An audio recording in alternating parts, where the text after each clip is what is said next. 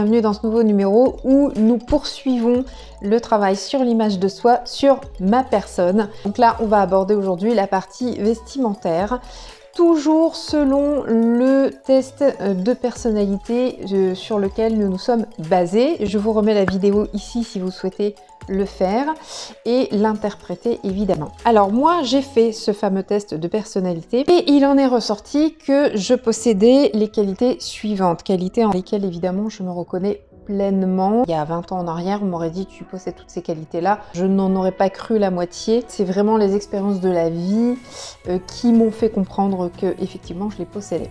À ne pas confondre avec les compétences qu'on est capable de développer, parce que pour X raisons, souvent pour un métier, on a le caractère qui est prédisposé à développer une qualité, mais dans ce cas-là, on va plutôt parler de compétences, parce que c'est pas quelque chose que vous possédez à la base de votre naissance, c'est quelque chose que vous avez su développer avec le temps. Donc ne confondez pas les qualités que vous possédez, où vraiment vous sentez que ça vous caractérise pleinement, et les compétences que vous auriez pu développer avec le temps, peut-être lors d'une expérience professionnelle. Alors, donc moi, il s'avère que les qualités qui me représentent sont les suivantes, je vous l'ai dit. Je suis une personne active, affirmative, consciente de ses atouts, exigeante, passionnée, prompte, rapide, convaincue.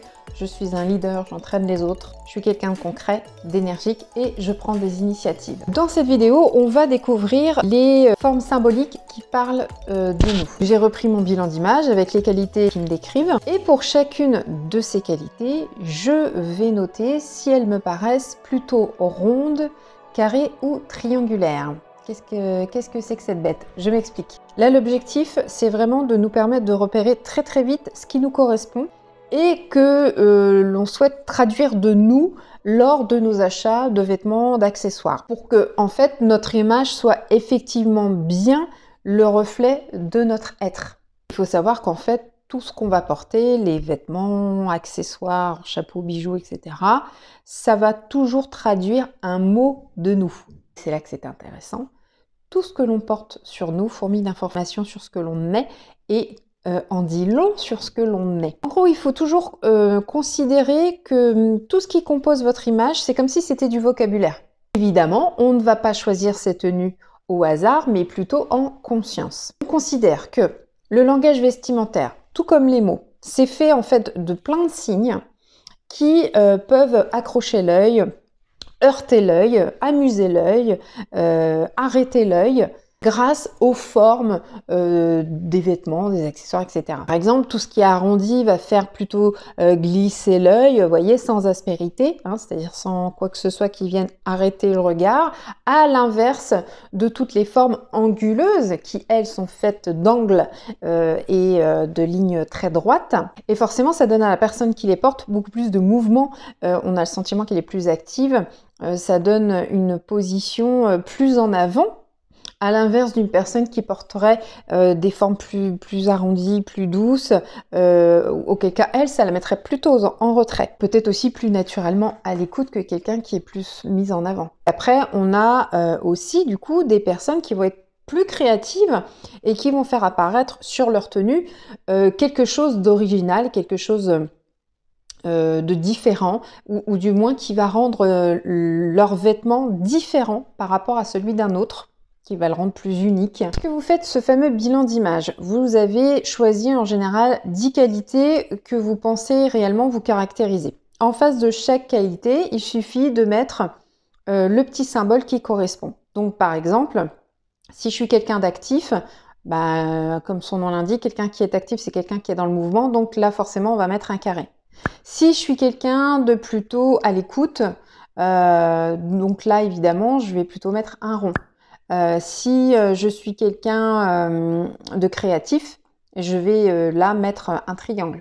Et ainsi de suite. À la fin, je vais découvrir si j'ai plus de carrés, de ronds ou de triangles. Moi, j'ai refait, parce qu'il y a tellement longtemps que j'ai fait ce test, je l'ai refait quand même, ce bilan d'image, pour voir quelle qualité j'aurais bien mis. Alors, actif, ça c'est sûr, je suis une personne active, donc là, pas de doute, c'est un carré. On ne peut pas tellement dire que ça me définit. Donc je ne suis pas quelqu'un de calme. créative, oui, je suis quand même quelqu'un de créatif. C'est pas forcément quelque chose que j'ai développé avec un métier, bien qu'à la base, je le rappelle, je suis coiffeuse, styliste, visagiste et je suis devenue ensuite maquilleuse, etc. En fait, depuis toute petite, j'aime dessiner, j'aime créer surtout. Voilà. Et encore aujourd'hui, avec YouTube, avec les formations, c'est ce qui me plaît aussi, c'est de pouvoir être toujours en créativité, avoir des idées, les développer. Ça, c'est vraiment quelque chose qui me tient toujours en haleine. Il y a beaucoup plus créatif que moi. Créative en ce sens-là. Hein. Voilà. Parce qu'il y a plein de manières d'être créatif. Mais moi, voilà, je suis créative, ça c'est certain, c'est quelque chose qui me définit. La maîtrise de soi, on va dire que je commence à la développer avec le temps, mais c'est pas inné chez moi, pas du tout. Affirmatif, alors c'est évident, je suis quelqu'un d'affirmatif. Est-ce que je suis quelqu'un de confiante? Alors là, c'est dans le sens, est-ce que je fais confiance aux autres? Non. C'est un gros problème chez moi. J'y travaille, hein. Par contre, une fois que j'ai accordé ma confiance, là, c'est pleine confiance totale, mais je ne fais pas confiance au premier abord. Je suis quelqu'un de franche, oui. Toute vérité n'est pas toujours bonne à dire et on ne vous demande pas toujours votre avis. Voilà. De sang-froid. Est-ce que je suis de sang-froid? Pas du tout. Bon, pas du tout. Consciente de mes atouts, absolument. Personne tolérante. Beaucoup plus maintenant, ça n'a pas toujours été le cas. Aujourd'hui, avec l'âge que j'ai et l'esprit que j'ai, je le suis, mais je ne l'ai pas toujours été. Je dirais que oui, quand même, aujourd'hui je suis tolérante. Décontractée, c'est-à-dire quelqu'un qui n'est pas stressé au quotidien. Est-ce qu'en public, je suis relativement à l'aise? Voilà. Donc oui, je suis vraiment quelqu'un de décontracté. Prudente. Peut-être pas. Je suis quelqu'un d'exigeant, de passionné, complètement, absolument totalement. J'ai des exigences bien précises et parce que je suis animée par la passion et c'est la raison pour laquelle j'ai pris cette décision de créer des formations et de développer cette chaîne YouTube. Je suis passionnée, je veux vivre de mes passions. Convaincue, tout à fait. Une personne naturelle, dans le sens je ne joue pas un rôle, absolument. Ouverte et disponible, oui. Avec le temps, je suis devenue ouverte et disponible. Personne rigoureuse, absolument pas. Pas suffisamment. Donc on va pas dire oui. Je suis dans l'obligation d'en avoir pour ce que je fais dans la vie. Je travaille dessus, mais franchement, c'est pas quelque chose. Comment je dirais? Si je me lance dans quelque chose, je vais pouvoir trouver la rigueur pour ça, voyez-vous. Mais je sens que je dois me forcer quand même. C'est pas naturel non plus. Donc on va dire que j'en ai un petit peu quand même, parce que quand même j'en ai. Mais je pense que j'en manque encore beaucoup aussi. Ensuite, je suis un leader. Est-ce que j'entraîne les autres? Totalement, sans le faire exprès, même bien souvent. Donc c'est vraiment voilà quelqu'un qui entraîne les autres, quelqu'un qui les inspire, quelqu'un qui va aider les autres à mettre le pied à l'étrier. C'est quelqu'un qui va informer, faire découvrir des choses aux gens pour leur donner l'envie d'eux. Mais par contre, je ne vais absolument pas les assister. À partir du moment où ils prendront la décision, c'est eux qui la prendront et après ils se débrouillent. Mais je peux être à l'initiative de quelque chose. Modeste, pas du tout. Alors, je suis pas non plus... j'ai souvent été qualifiée de prétentieuse, alors qu'au fond de moi, c'était pas l'idée. C'était pas l'idée d'être prétentieuse. Donc ça va quand même à l'inverse de modeste. Et d'un autre côté, on m'a souvent dit que je sous-estimais beaucoup ce que je disais.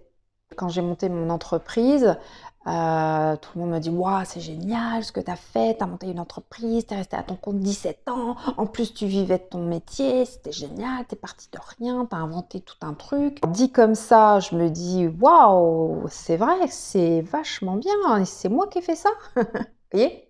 Parce que moi, j'aurais tendance à me dire « Oui, enfin bon, rien de trop sensationnel quand même, hein, je veux dire, c'était un petit truc, quoi. » Alors, est-ce qu'on peut dire que c'est de la modestie? On ne sait pas, en fait. J'ai quand même pas l'impression que la modestie me caractérise. On va dire non. Est-ce que je suis quelqu'un d'optimiste? Absolument. toujours très optimiste, peut-être trop parfois, mais oui, oui, je suis quelqu'un de très, très, très optimiste. Minutieuse, précise, hein, ça dépend pourquoi. Donc, si ça dépend, ça n'est pas. Pour être maquilleuse, oui, je suis minutieuse.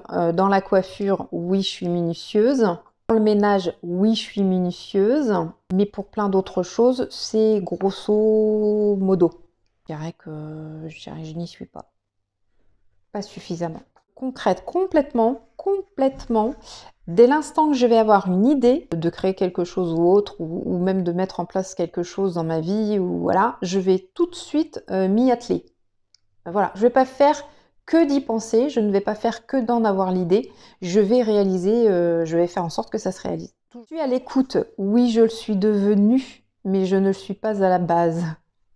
Je pense qu'en fait, le métier de conseillère en image m'a beaucoup aidé à écouter l'autre et m'a obligée aussi à écouter l'autre. Je suis devenue quelqu'un à l'écoute, mais ce n'est pas quelque chose que je possède à la base. Voilà, je le reconnais, hein, je le reconnais. Je suis quelqu'un qui est beaucoup dans l'action, je suis beaucoup dans la mise en avant de moi-même. Ça m'enthousiaste complètement.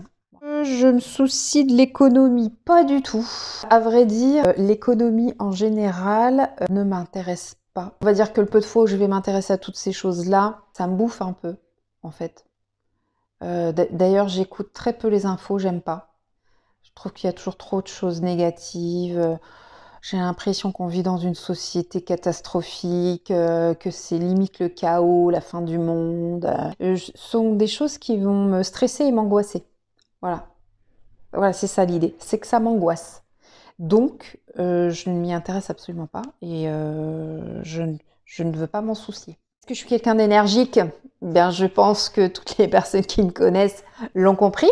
Hein, oui, je suis quelqu'un de tout à fait énergique. Je déploie beaucoup d'énergie, et tant et si bien que je suis même un être d'énergie, je dirais.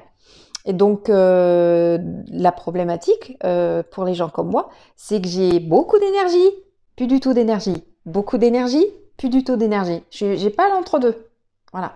Je suis très, très énergique et après, plus du tout. Donc, je suis comme un téléphone portable, vous voyez? La batterie, elle, une fois qu'il n'y a plus, il faut rebrancher, il faut laisser recharger et après, c'est reparti. Voilà. Ça me définit complètement bien. Je suis un manifestor, hein, pour ceux qui connaissent un petit peu le Human Design.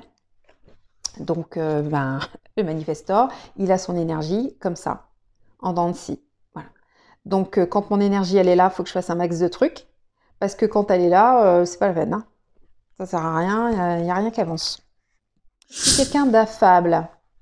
Bien sûr, je pense que je suis quelqu'un d'agréable et de sympa quand même. Donc oui, je dirais oui. D'habile, je pense que je suis quand même assez habile de mes mains, étant donné que je suis coiffeuse et maquilleuse. Je pense quand même un petit peu. Le critique d'expert, est-ce que j'ai tendance à toujours donner mon avis? Bof, non, pas vraiment. Quelqu'un de prompt et de rapide, alors là, carrément, c'est même une qualité dont on me parle très souvent, promptitude. Action, réaction. Vous m'envoyez un mail, bim, vous avez la réponse. Vous m'envoyez un SMS, bim, vous avez la réponse. Vous m'appelez, bim, je rappelle derrière. Donc oui, je suis très très prompte et rapide. Heureuse et conviviale, je pense quand même. Je suis sensible et réceptive, absolument. Perfectionniste et consciencieuse. Est-ce que je suis perfectionniste et consciencieuse? Un peu, mais je peux pas tellement dire que ça me définit quand même. Alors peut-être que les gens qui me connaissent me diront que c'est pas vrai. Je ne sais pas, non. Je suis assez mitigée. Quand je fais quelque chose, je le fais quand même sérieusement. Mais il y a quand même beaucoup de choses où je vais être dans le grosso modo et pas dans le détail. Ouais, je dirais que non. Serviable et attentionné. Non. Je peux rendre des services, hein, mais c'est quand même pas ce qui me définit. Hein. Non. Non, je suis pas serviable et attentionnée. Est-ce que je suis quelqu'un de souple et d'adaptable? Non. Est-ce que je suis quelqu'un d'analytique? Est-ce que j'ai une tendance à tout analyser? Un peu, mais pas tant que ça. Est-ce que je prends des initiatives? Absolument. Tout le temps. Beaucoup. Ouais. Quelqu'un de discrète et de réservé? Ben non. Je suis pas du tout discrète. Hein. Je suis vraiment pas quelqu'un de discret. Est-ce que j'innove? Pas trop. Non, ça me fait peur. Moi, j'ai besoin de me référer à des méthodes, des concepts, une notice. Par exemple, une recette. Alors, je cuisine très très bien, mais parce que je suis très très bien la recette. Et je ne vais pas rajouter un ingrédient qui n'est pas dans la recette. Je connais des personnes qui me disent oh, tiens, si je mettais une petite pincée de ça, ouais, bah moi, je ne mettrais pas la pincée parce que c'est pas dans la recette. Donc, j'ai trop peur de tout gâcher, donc non, je ne vais pas innover. Non, non. Et pour tout le reste, je me fie toujours à des modèles. Et enfin, est-ce que je suis quelqu'un de sérieux et de concentré? Non. Alors attention, ça ne veut pas dire que je ne fais pas des choses sérieusement, hein. Je ne suis pas quelqu'un de concentré, c'est bien le problème d'ailleurs. Je me disperse beaucoup. Bon, alors, si on fait tous nos petits totaux, ben, j'ai une majorité de carrés. Donc là, on va mettre en correspondance le type carré et les formes vestimentaires. Là, l'objectif, c'est de traduire ces qualités par les formes vestimentaires que l'on va porter, que l'on va choisir de mettre dans notre garde-robe, dans toutes les tenues qu'on va choisir chaque jour au fur et à mesure, et la garde-robe, donc, on va se construire au fil des achats. Pour mettre en œuvre et pour nous permettre d'utiliser ce langage vestimentaire, on va maintenant traduire les formes de type rond, carré, triangulaire en forme vestimentaire. Donc là, ça permet surtout de sélectionner beaucoup plus facilement nos vêtements lors de nos achats. Et puis, ça va nous guider dans le choix d'une tenue à choisir chaque matin. Donc moi, je suis de type carré, qui symbolise en général l'action, le mouvement, la mise en avant de soi. Au niveau des formes vestimentaires, ça va être toutes les formes qui sont nettes, géométriques, sobre et simple. Les cols pointus, carrés, crantés, etc. Les poignets, bah, ça sera plutôt voilà, coupé net. Pantalons cigarettes à pince, des pantalons droits, des jeans neufs, des pantalons stretch ergonomique ou de sport extrême. Les détails de poche et de découpe, elles vont être de forme carrée, rectangulaire, en pointe, etc. On connaît dorénavant la forme vestimentaire du carré. On va découvrir les matières qui correspondent aux différentes typologies de personnalité. L'objectif, c'est de porter des matières qui traduisent notre personnalité, donc qui nous permettent de nous exprimer et qui traduisent donc à la fois aussi ce qu'on est. On n'est pas forcément savant en matière de textile, mais c'est plutôt de se dire est-ce que je suis capable de repérer une matière, est-ce que je suis capable de visualiser la rondeur, la structure ou l'originalité?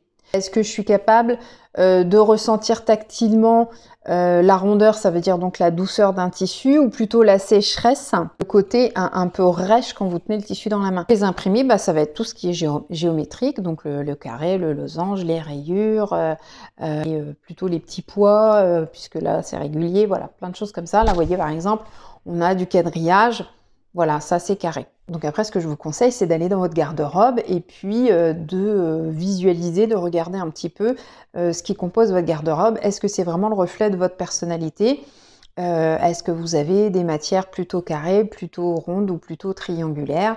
Donc au niveau du tissu, est-ce qu'on est bon? Est-ce que vous avez suffisamment de carrés, suffisamment de triangles, etc. Vous pouvez aussi adoucir un vêtement par une matière un petit peu plus fluide, comme ce que je porte aujourd'hui. Alors c'est pas une chemise, hein, c'est une robe. Effectivement, on est sur la bonne couleur au niveau du teint, on est sur du quadrillage, donc au niveau des motifs on est bon, on a une encolure donc en V, on a des poignées nettes sur la main. En revanche, c'est une matière assez fluide, douce aussi au toucher, parce que voilà, on a envie d'enlever ce côté un petit peu trop rigide par moment. On a envie quand même d'apporter un petit peu de douceur, donc ça c'est tout à fait quelque chose de possible. En revanche, si j'ai envie d'un petit peu plus de structure, un vêtement avec une matière, le même vêtement mais avec une matière beaucoup plus raide, beaucoup plus rêche, beaucoup plus nette, qui se tient plus, va me donner beaucoup plus de rigidité aussi quelque part, un petit peu plus de sérieux. Voilà, donc tout dépend de la circonstance dans laquelle je me trouve et ce que j'ai envie de faire passer aussi.